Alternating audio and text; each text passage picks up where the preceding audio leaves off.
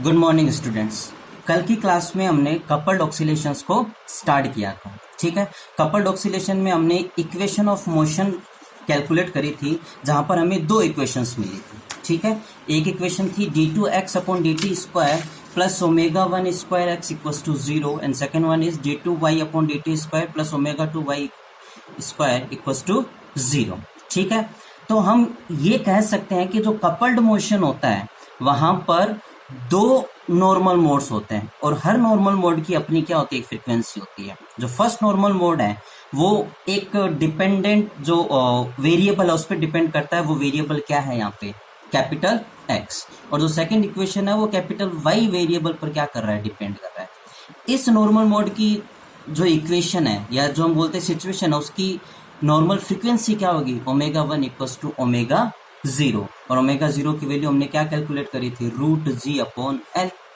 ठीक है, और ये जो सेकंड नॉर्मल मोड है इसके जो इक्वेशन है, फ्रीक्वेंसी है, वो क्या है, root of omega not square plus 2 ky है। क्योंकि ये जो फ्रीक्वेंसी है वो कपलिंग टर्म में भी क्या करती है, डिपेंड करती है। ठीक है, तो एक तो हमें यहाँ तक ये ध्यान रखना है कि यहाँ पे दो नॉर्मल मोड्स है और दोनों की ये पर्टिकुलर क्या होती है, फ्रीक्वेंसीज होती है। अब हमें आगे कैलकुलेट करना है कि जो ये नॉर्मल फ्रीक्वेंसीज है इनका एनालिटिकल मेथड क्या है कैलकुलेट करने का। एग्जाम में कई बार इसको एज ए डेरिवेशन पूछ लेते हैं। ठीक है, कि हमें नॉर्मल फ्रीक्वेंसीज को कैलकुलेट करने का एनालिटिकल मेथड क्या है। ठीक है, एनालिटिकल मेथड बोल दीजिए या मैथमेटिकल मेथड बोल दीजिए। ठीक है, हमने अभी फिजिकली इसको एक्सप्लेन किया था कि नॉर्मल मोड्स क्या होते हैं और उनकी फ्रीक्वेंसीज क्या होती है। अब मैथमेटिकली हम उन फ्रीक्वेंसीज को क्या करेंगे, कैलकुलेट करेंगे। तो देखो, हम वापस इन सिचुएशंस के लिए क्या है, इक्वेशन लिखते हैं। पहले इस पार्टिकल के लिए, फिर इस पार्टिकल के लिए। m1 m2 एज्यूम कर लीजिए, ये लेंथ l है, तो हमने इक्वेशन क्या लिखी थी, m d2x1 upon dt square plus mg x1 upon l plus k x1 plus x2 is equals to 0। ये माइनस में इक्वल्स टू के इधर था, हमने इधर लेके आ गया। ठीक है, एक तो ये इक्वेशन थी। और सेकंड इक्वेशन क्या थी, m d2x2 upon dt square plus mg x2 upon l। सिर्फ इतना ही पोर्शन यदि आप इक्वेशन का लिखते हो तो वो क्या कहलाएगा, फ्री ऑक्सीलेशन कहलाएगा। और ये जो थर्ड टर्म है वो आपकी क्या होती है, कपलिंग टर्म होती है। बस यही आपको कॉन्सेप्ट पकड़ के रखना है तो चीजें याद रहेगी। ठीक है, अब देखो, अब हमें x1 और x2 को एक अलग वेरिएबल एज्यूम करके चलना है। ठीक है, तभी हम इसके क्या है, फ्रीक्वेंसीज को कैलकुलेट कर पाएंगे। तो देखो, x1 को हम एज्यूम करेंगे a cos ओमेगा t से। ठीक है, और x2 को एज्यूम करोगे b cos ओमेगा t। अब आपको x1 और x2 की वैल्यू इन इक्वेशंस में पुट करनी है। तो देखो, यहाँ पे x1 x2 डायरेक्टली पुट कर सकते हैं, यहाँ पुट कर सकते हैं। यहाँ पे x1 का 2 टाइम डिफ्रेंसिएशन है, सिमिलरली यहाँ पे भी x2 का क्या है, 2 टाइम डिफ्रेंसिएशन है। तो आप इनका 2 टाइम डिफ्रेंसिएशन कैलकुलेट कर लो। पहले आप dx1 अपॉन dt यदि कैलकुलेट करते हो तो इक्वेशन क्या आएगी, a कांस्टेंट है, cos ओमेगा t का क्या हो जाएगा, साइन ओमेगा टी माइनस में, और ओमेगा टी का क्या होगा, ओमेगा, तो माइनस का a omega sine omega T. एक बार फिर डिफ्रेंसिएशन करते हैं तो dx2 अपॉन dt स्क्वायर क्या हो जाएगा, माइनस ए ओमेगा कांस्टेंट है, साइन ओमेगा टी का क्या हो जाएगा, cos ओमेगा टी, और ओमेगा टी का क्या हो जाएगा, एक और ओमेगा, तो माइनस का a omega square cos omega t. कोई दिक्कत नहीं है। सिमिलरली हम x2 equals to b cos omega t का डबल टाइम डिफ्रेंसिएशन करते हैं तो हम डायरेक्टली पुट कर देंगे dx2 upon dt square equals to minus का b omega square cos omega. ठीक है, अब ये वैल्यूज हम क्या है, प्रीवियस इक्वेशंस में पुट कर देते हैं। तो यहाँ पे देखो क्या है, m d2x1 upon dt square put कर दो।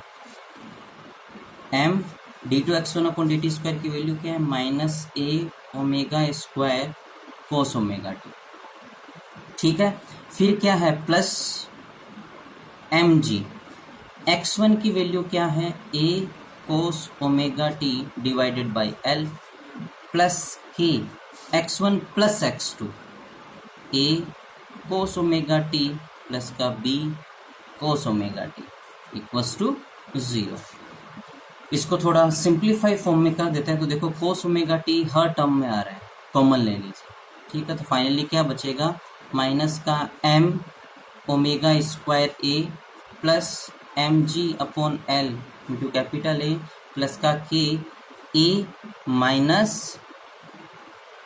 बी, ये आ जाएगा, और इंटू में क्या आ जाएगा, cos omega T is equals to 0, ठीक है, कोई दिक्कत नहीं है। सिमिलरली हम ये वैल्यूज आप सेकेंड इक्वेशंस में पुट कर दोगे तो आपकी वैल्यूज क्या आ जाएगी, m omega square b plus M G upon l b minus का के a minus b into cos omega T equals to 0। तो देखो ये इक्वेशन पूरी इक्वल्स टू 0, इट मीन्स या तो ये टर्म 0 है या ये टर्म 0 है।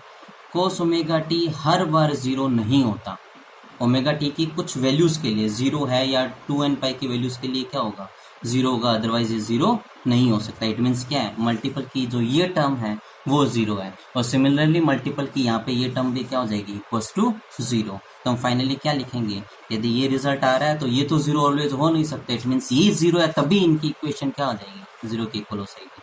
तो M omega square A plus M G upon L capital A plus k a minus b is equals to 0, and second equation is m omega square b plus mg upon l b minus k a minus b is equals to 0। ये दो equation आई हमारे पास, ठीक है। अब हमें इन दोनों equation से क्या है, दोनों नॉर्मल मोड की फ्रीक्वेंसीज को कैलकुलेट करना है। तो पहले कैलकुलेट करने के लिए हम इन दोनों इक्वेशंस को ऐड करेंगे, ठीक है। ऐड करेंगे तो ध्यान से देखो, एम ओमेगा स्क्वायर यहाँ पे क्या है, कॉमन है, या ओमेगा स्क्वायर यहाँ पे भी है, और ओमेगा स्क्वायर ध्यान से देखेंगे तो m a m b m a. तो देखो मैं यदि आप ये लिख दूँ m a plus m b, common आ रहा है, तो पीछे क्या बचेगा, माइनस का omega square plus g y l remaining रह जाएगा। ये तो पूरा का पूरा ही क्या हो जाएगा, कैंसिल आउट, तो ये इक्वल्स टू क्या हो जाएगा, 0, ठीक है। अब देखो if a is equals to minus b, ये कंडीशन अप्लाई करनी, a is equals to minus b, यदि ये आप अप्लाई, मतलब ये अप्लाई नहीं करना है, यदि ये हो गया तो पूरा ही क्या हो जाएगा, 0। यदि ये है इक्वल्स टू माइनस बी है तो क्या होगा कि omega square is equals to क्या आ जाएगा, जी वाई एल, क्योंकि इसको आप इक्वल्स टू के उधर लेके जाओगे 0 हो जाएगा। आगे चीज समझ में, ये कंडीशन हमें अप्लाई करनी जरूरी है, अदरवाइज पूरी टर्म ही क्या हो जाएगी, 0 हो जाएगी। तो ओमेगा स्क्वायर इक्वल्स टू क्या है, जी वाई एल, तो ओमेगा इक्वल्स टू क्या हो जाएगा, रूट जी अपॉन एल। ये फर्स्ट नॉर्मल मोड की फ्रीक्वेंसी हमने कैलकुलेट कर ली है, जो हमने पीछे यहाँ पे कैलकुलेट करी थी, ये वाली रूट जी वाई एल, ठीक है। सिमिलरली अब हमें सेकेंड मोड की फ्रीक्वेंसी कैलकुलेट करनी है, तो इन दोनों इक्वेशंस को हम क्या करेंगे, घटा देंगे। घटा देंगे ना तो क्या होगा, ये टर्म्स भी अब कैंसिल आउट नहीं होगी, और फाइनली क्या बचेगा, एम ए माइनस बी जो यहाँ पे था, इंटू में माइनस का omega square plus g y L, ये तो एज इट इज है ही, और साथ में क्या बचेगा, के वाई एल, ठीक है। ये इक्वल्स टू क्या हो जाएगा, 0। सिमिलरली हम वापस ये कंडीशन लगाएंगे कि A is not equals to B, ठीक है। यदि इक्वेशन लगाते हो तो आपके पास ओमेगा स्क्वायर की वैल्यू क्या आ जाएगी, जी वाई एल प्लस का 2 के वाई एम, तो ओमेगा की वैल्यू क्या आ जाएगी, रूट जी अपॉन एल प्लस 2 के वाई एम। तो ये जो है वो सेकंड नॉर्मल मोड की क्या है, फ्रीक्वेंसी। बस आपको यहीं तक इसको करना, ठीक है। बुक के अंदर आपके और आगे सॉल्यूशन कर रखा है एक अलग तरीके से, ठीक है। तो वो करना चाहो तो कर सकते हो, अगेन कुछ अलग वेरिएबल्स डिफाइन करके इनको क्या है, कंप्लीट किया है, अदरवाइज इतना पोर्शन ठीक है। तो कपल्ड ऑक्सीलेशन में हमें ये ध्यान में रखना है कि जब भी आप किन्हीं भी दो दोलकों को कपल्ड करके दोलन करवाते हो, ठीक है, प्रैक्टिकली हर प्रकार का दोलक क्या होता है, एक दूसरे प्रकार के दोलक से कपल्ड रहता है, ठीक है। तो प्रैक्टिकली सारे जो दोलक होते हैं वो कपल्ड ऑक्सीलेशन ही होते हैं, ठीक है। तो कपल्ड करते हैं तो हम उसकी इक्वेशन मेजर करते हैं, तो हमें दो प्रकार की फ्रीक्वेंसीज मिलती है।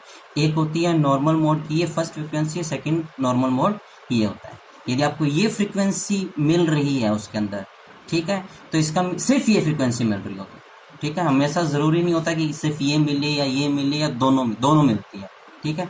सिर्फ ये फ्रीक्वेंसी मिल रही हो तो वो आइडियल केस होगा, यानी कि कपल्ड ऑक्सीलेशन है लेकिन वो दोनों एक ही फ्रीक्वेंसी से क्या कर रहे हैं, ऑक्सीलेट कर रहे हैं, दोनों की फ्रीक्वेंसी अलग अलग नहीं है। तो ये कौन सी सिचुएशन थी, जब इस स्प्रिंग में कोई चेंज नहीं आ रहा है, इसके डायमेंशन में कोई चेंज नहीं आ रहा है, इन दोनों के बीच की जो डिस्टेंस है वो ऑलवेज क्या रह रही है, इक्वल रह रही है, ठीक है। लेकिन जब सेकंड आपको फ्रीक्वेंसी मिल रही हो ओमेगा 2 इक्वल्स टू ये टर्म मिल रही हो, इट मीन्स स्प्रिंग इक्विलिब्रियम की कंडीशन में नहीं है, या तो इसमें एक्सपेंशन हो रहा है या इसमें कंप्रेस हो रहा है, या तो फैलाव हो रहा है या इसमें क्या आ रहा है, दबाव हो रहा है, तभी हमें ये सेकंड मोड मिल सकता है, ठीक है। तो ये दो पॉसिबल सिचुएशन है कपल्ड ऑक्सीलेशन, ठीक है। तो आपकी ये जो फोर्थ यूनिट है इसका ये एक पार्ट है कपल्ड ऑक्सीलेशन का, जो आपका क्या होता है, कंप्लीट होता है।